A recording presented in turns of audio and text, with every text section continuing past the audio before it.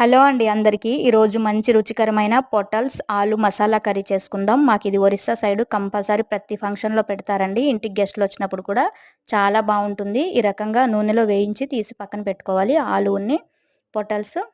తర్వాత ఇలాచి, దాల్చిన చెక్క, జాపత్రి, ఉల్లిపాయలేసి, కరివేపాకు ఏసి బాగా వేయించుకోవాలి. అందులోనే టమాటా, అల్లం వెల్లుల్లి పేస్టు, ఉప్పు, కారం, పసుపు, గరం మసాలా ఏసేసి బాగా కలిపేసి ఒక 10 నిమిషాలు సిమ్‌లోనే పెట్టి మూత పెట్టుకోవాలి. మసాలా మొత్తం బాగా ఏగేంత వరకు.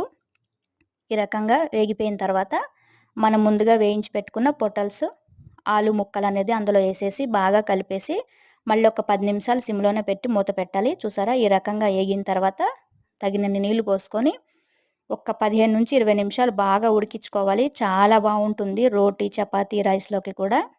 నిజంగా చాలా బావుంటుంది. ఒక్కసారి ట్రై చేయండి. Thank you.